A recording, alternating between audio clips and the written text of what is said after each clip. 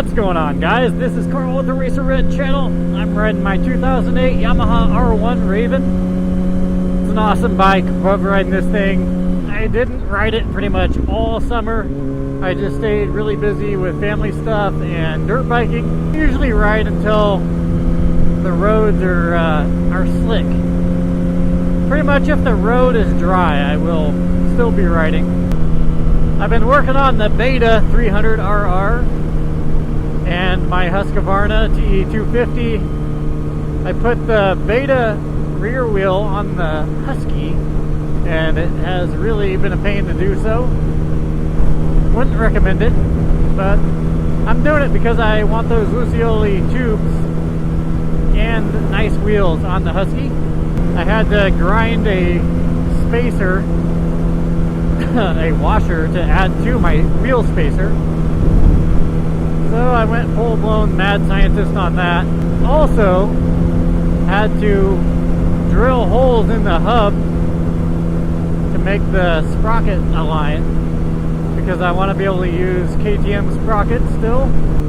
It seems really weird because there are certain parts that Beta and KTM, they all use, like the wheels and everything. Like, a lot of that is outsourced, and everything fits like perfectly. The sprocket fits perfectly.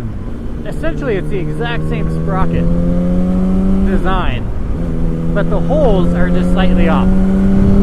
That just makes no sense to me that they would do that on accident. It has to be on purpose, but I could be wrong.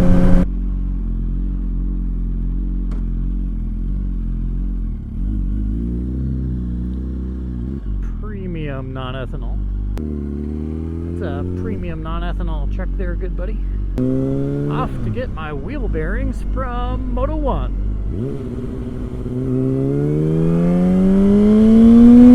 Oh, now, brown cow. Oh, now, brown cow. Oh, now, brown cow. There was a mighty wreck on the other side of the freeway here. Some girl on a cruiser bike just blew by me. I'm not saying all street bike riders can't ride, but like most of them, I would say, aren't very good. So it worries me when I see one speeding through traffic, weaving in and out. I'm like, do you really know what you're doing? I just don't think people really understand how dangerous that is. Staying home and eating cookies is way more dangerous than this. It's a slow death, but it's a death. You should definitely eat healthy, though. Man, when I'm at the store and I try to buy cookies, when I'm with my daughter, she smacks me, says, "Dad, quit trying to buy cookies." And I need somebody like that with me at all times, because I love cookies. Especially crumble cookies. I don't know if anybody's had crumble cookies, but man, those are good. The best cookies on planet Earth. The story we tell ourselves. Like today, I had a Snickers ice cream bar, which is fairly light. I mean, they're not that high in calories, but it's complete trash calories. I tell myself I need a little boost, but it never gives me one. It always makes me feel worse. I can feel that sugar flowing through my veins, passing the blood-brain barrier, and making me mostly retarded. I'm already partly retarded most of the time. Now I'm mostly retarded all of the time. I've only got 2 brain cells, and I can only get them to fire together every once in a while. I don't need sugar making things worse. And thanks to scientists in the 1950s, sugar is not blamed for anything, when it should be blamed for everything.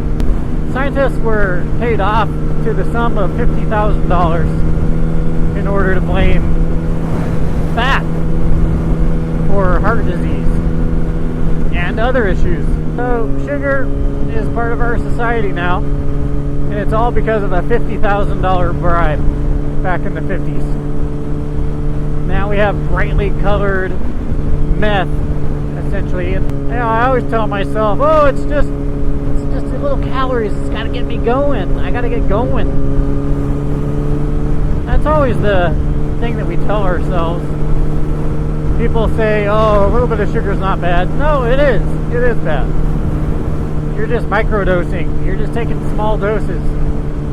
Even if you take small doses, it's still bad. You can do the same thing with meth and probably be totally fine. But it's still going to be horrible for you. They both rot your teeth and they both rot your brain. But I love me a cookie. It's going to make you feel like crap, and it's not going to make you any happier. And I'm talking about me. I feel like I sound judgmental, but most of the time when I talk about this stuff, I'm talking about me pretty well. I mean, I'm really bashing myself, but I do pretty well. There have been times when I don't do any sugar, and that's really ideal. That makes me feel the best. I don't know, I have found myself in places where I have had to like shed everything because I end up in a place where it's just gross. I think that's what you have to get to in order to shed a horrible diet of any kind.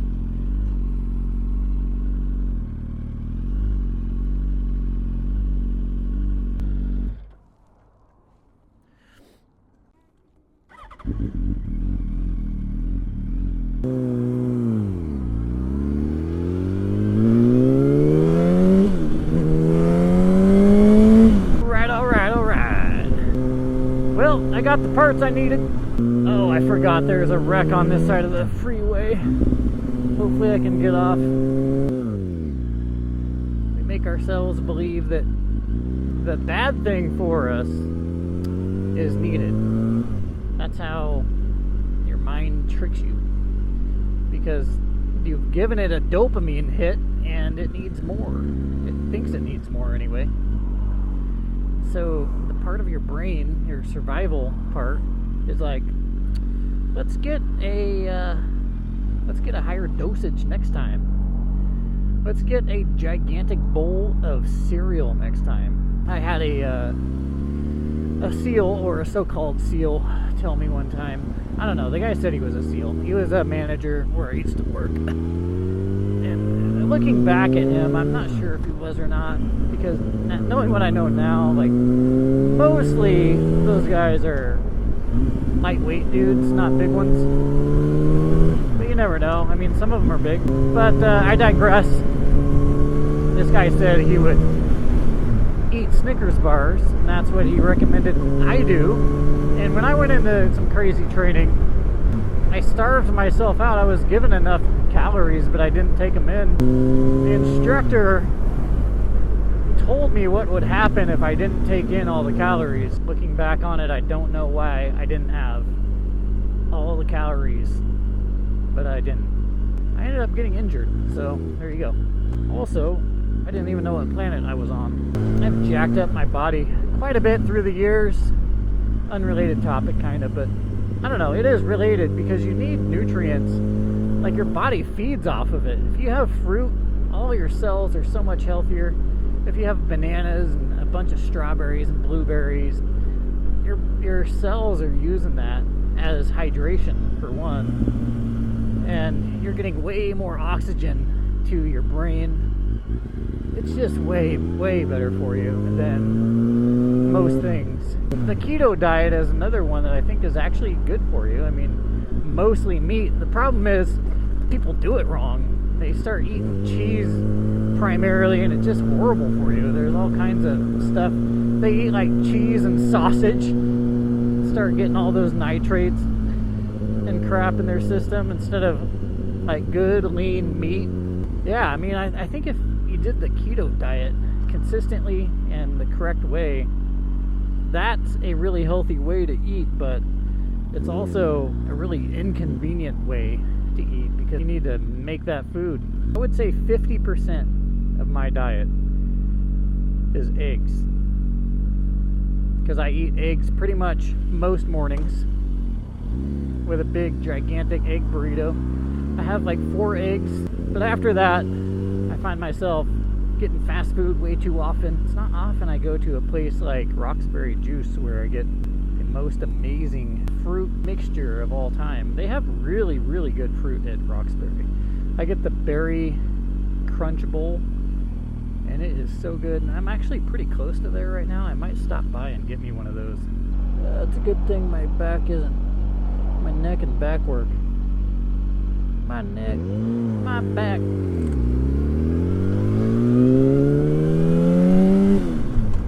I've had times before where I was injured and I couldn't turn my neck that far, not even close. It seems like every year I'm injured to some extent, which is totally fine. Body's not invincible. What's annoying is mostly when I get injured. Hi! I hope you guys liked my completely retarded wave I did to those girls. That's the same wave I do to my daughter to embarrass her most of the time. Mostly when I get injured, it's doing nothing. Like, when I was 20, I threw a towel over my back and hurt my back. It was just so dumb. Or I'll wake up and like a muscle's jacked up. And I think a lot of that, it has to do with dehydration and lack of nutrients. Right now I take a minimum of 10,000 IU of vitamin D3 per day. I take like 1,500 milligrams of vitamin C and a multivitamin. I feel like a lot of people, they mistake me for like a 16 to 20-year-old when I'm on this thing. I'm an old man. I'm like, dang it, people, where's your... I'm old enough to be your father. Where are your parents? I think if I took this helmet off, they'd be like, my God, it's an old man under there. I still feel pretty good. Nothing has fallen off of me yet. I try to keep it that way. I need to start carrying a cane. Start smacking people with it. Or at least waving it at people. Somebody goes fast or cuts in front of me, they wouldn't expect me to whip out a cane and wave it at them. Maybe even put like a tennis ball on the end of it. Ah, you fiddle wiggle worm, sting on tail there, whippersnapper. Back in my day, we didn't have them vehiculars going so fast. I tell you. Ah, mercy. How did I find myself in 5 o'clock traffic? I really have to pee. You know, I get looks from girls while I'm riding this bike. I get a lot of looks. You don't know who's under this helmet, lady. I could be a freak under here, and I am. It's kind of irrational to give me a look. That particular look. You know the look. Just because I'm on a sport bike. You could look at the sport bike that way. Maybe they just like the sport bike. I know I look at a sport bike that way. I'm like, whoa.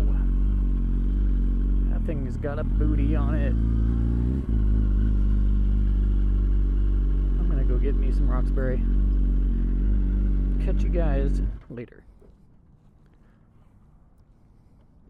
There aren't many foods that I can guarantee will make you feel physically and mentally better. A berry crunch bowl at Roxbury Juice, I can pretty much guarantee will make you feel way better. I'm about to go to the gym, so I wanted to feel optimal. I've had some injuries to my right leg. Every once in a while those flare up on me. I can't quite give it 100%. I can do a lot. I mean, don't get me wrong, I can push it pretty hard, but it's still there. I know it's there. Don't run me over, Jeep. I see you back there. Yeah, I was pulling this guy back with his... Let's see, how did I grab him? I think I grabbed him by his flak jacket. And I pulled him, I picked him up, and I was pulling this guy, and my leg was already jacked up that day. And I had to drag this guy maybe 30 yards, maybe 40, I don't know. But I just felt my leg give out. And ever since, it has been a little jacked up. course, the military said it was strained, is how they classified it, which is ridiculous. I think they just didn't want to make sure I was covered, so they just said it was a strain when it was clearly torn. And then later on, during deployment, I jacked up my meniscus. And that time I was doing nothing but getting up from a seating position. There was a locker in front of me, and I got up and kind of rotated because it was directly in front of me and jacked up my knee, meniscus. I don't know, once you injure something like that, sometimes it flares up. So anyways, that's my story. My right leg. I don't know why people are reluctant to talk about stuff like that, but whatever. As I always tell people, you should stay out of the city as long as you can, as much as you can on two wheels. It doesn't matter how good you are. And you don't know what you don't know until it arrives in your face. There's common obstacles and uncommon obstacles. The common ones should never really take you out. It's the uncommon ones that even I could get taken out by. On average, I would say it happens about once a year when something crazy happens and I have to do something crazy to avoid death. But if you're not able to do a crazy thing to avoid death, dude, that means you splat right against whoever or whatever, and that's not an option. I've seen some really beginner riders going fast on the street even. I'm like, dude, just, there's a sense of separation between you and the environment around you. Oftentimes people get that sense because they're wearing a helmet and they're, I don't know, you can definitely feel like this is a video game just going down the road. But I promise you it's not. The second you touch another car, you're gonna feel it. If somebody pulls out in front of you and you're not able to maneuver, use your brakes properly, and you just slam into them, and your arm goes flying off of you, you're definitely gonna feel it. I don't think a lot of people are gonna watch most of my street bike videos. I think normally these only get like, I don't know, I don't even know, I can't even guess. This video probably has 28 views. But I was going for a street bike ride, so I thought I would throw one out there. I was trying to do them every Wednesday, but I just don't ride street bikes enough sometimes. American Kenpo Karate. I can't believe karate still exists. There's some stuff that actually does work. Some of those strikes. Pretty sure what I learned in the military was considered karate. Kaya! I remember doing that a lot. That was the noise. Kaya! Kaya! Generally speaking, I don't like having to answer to people. So, in my endeavors, I do them myself. I mean, a lot of people, it's not like I'm super wealthy, but I definitely could be. I definitely could be. I could have been about 5 years ago. I could have been like, just crazy wealthy. But what are you after? I mean, people are always after the granite countertops and 4,000 square feet house. What good is all that if you just go home and that's all you got? I mean, if you find something you love doing for a living, there's certainly something to that. I don't blame anybody for having tons of money, that's for sure.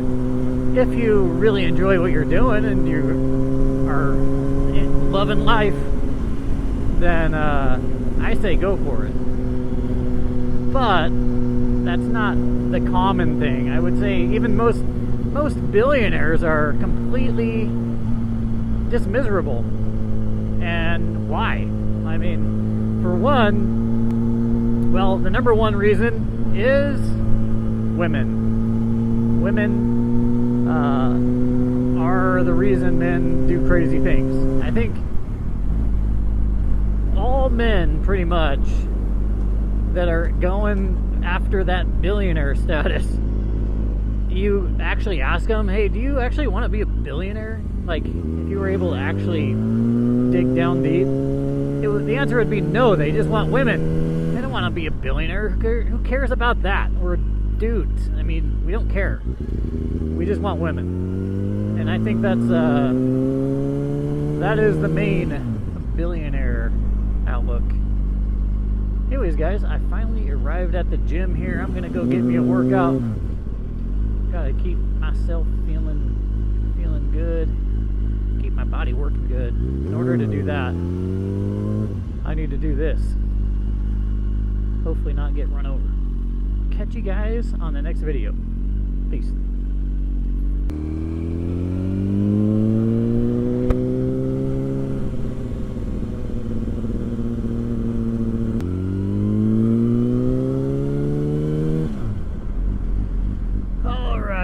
I got my workout in, feeling a lot better. Ate some healthy food, had a good workout. Time to go home. And I gotta do a Walmart trip really quick. Try to take the truck over there, grab some stuff.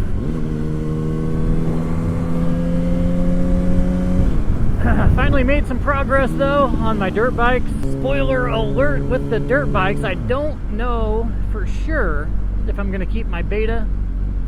I have listed it for sale. We'll see what happens with it. Just not meshing with me. There's a lot of stuff I would need to change in order for it to really mesh. There's an issue with foot peg angle and the frame pushing my legs out into harm's way. But after riding a motorcycle for a couple months, you really start to get a feel for all of its weird flaws and mostly just little details that kind of bother me. So, and there's a couple of them that I can't do anything about. So, yeah, who knows? Who knows what I'm going to do as far as motorcycles for the future, but I do know that I'm keeping the Husqvarna TE250 probably as at least a secondary bike forever. I do plan on keeping that long term, and it will appear in videos here and there. Maybe primarily, who knows. Anyways, guys, I hope you enjoyed the video. This is just me riding around. This is a true moto vlog of me just riding and talking. This is what motovlogs used to be. Seems like a lot of the true motovlogs have gone away. Oddly, because that's still what I like to watch. Anyways, guys, I'll catch you on the next one. Peace.